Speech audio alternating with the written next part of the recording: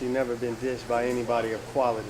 Right. On social media, usually it's a person who page is closed or doesn't have anything. So, I've yet to be dissed by anybody with a catalog. I can't wait. I'll be honored. Honestly. Like, the criticism always comes from the people who have nothing on their page, locked pages, and then like it's just over the top criticism. Like there's nothing we can do anything with, nothing constructive. So I don't understand.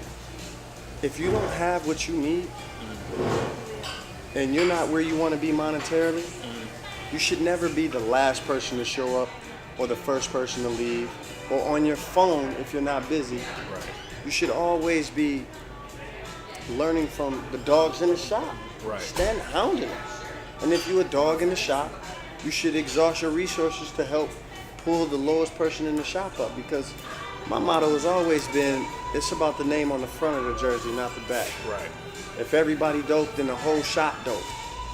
That's a fact. That's a fact. That's a fact. I feel like the mindset of an aspiring entrepreneur should be the first thing you do when you wake up is try to put yourself in a better position to get your brand out, get your product out, get your service out, whatever it is. You shouldn't be waking up in the morning and going immediately to relax on the couch or play video games or anything. You should be doing what you need to do to hone your craft, to make your craft better and get it all the way out there so you can go ahead and make money from it or do whatever you want to do with it, you know?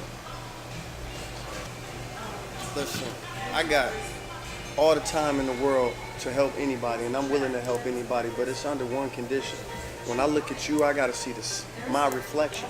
I gotta see that same hunger in you, because I can't get my time back. Right. You know what I'm saying? So it's just like, man, how bad do you want it?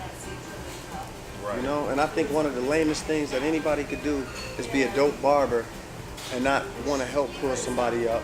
But I think also one of the lamest things that you could do is look for a handout and you don't really got that grind in you.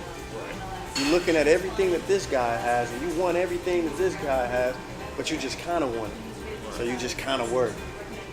And get out of here with that, man.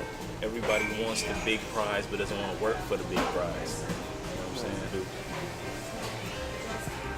Man, not getting credit come with the territory, man. The world is made a hater. Hating come naturally.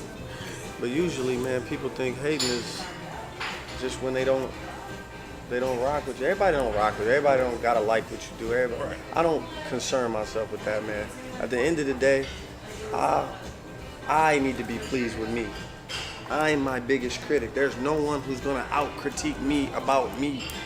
You know what I'm saying? So I don't pay attention to criticism, man. That's just not on my radar. You know? Like, where? How do you pay attention to criticism? To criticism, man, like I said earlier, if I'm not doing better than the person that was in the mirror 5 minutes ago, then I'm doing something wrong. Yes, I always take criticism from an outside source if it's constructive, but I'm always battling with myself. I'm never too much in competition with anybody else. I'm just trying to be better than me than I was 5 minutes ago. You know what I'm saying? The wave scammers. The wave scammers? Like, what do you mean? Like the ones who, the ones who, like you were talking about in the car. About the ones that don't put in the work, they're running off with the product and they don't. Yeah, man. Like, if somebody for company, or let's say if a company puts you in a good position to make some money, they send you out products to sell. They say, hey, just cut us this percentage, and then you can keep the rest. That's all your profit. That's number one. That's free money for you. All you have to do is sell the product, and if you run off with that, it just shows the kind of character or kind of person you are. A person that's not to be trusted. A person that's not to be worked with. You know, and a person in the end who's always gonna, in my opinion, gonna lose, because you're just looking for a quick come up, and you're not looking at the longevity of things that you could be doing with that company and with that person. So they just put themselves in bad positions, and it's terrible, but it happens. About that photoshopping. I want to talk about that photoshopping. Ooh, go ahead. Photoshopping and enhancements, man. Like, first off, enhancements. I believe that I'm totally for enhancements. Let's get that straight right now. I use them, I do them. But enhancements should be used to complement the haircut, not make the haircut. Right. You can't paint on a haircut. You know? And as far as the Photoshop go, if you put that Photoshop quality, that Photoshop picture out there, and a client sees it's a new client, and they come to you and you want to recreate that, you can't computerize a real event. So if you want to be unauthentic, then it don't bother me. Do whatever you want to do. I still mess with people who Photoshop. I love how the concept of the cuts, but fake is fake. But it ain't got nothing to do with me.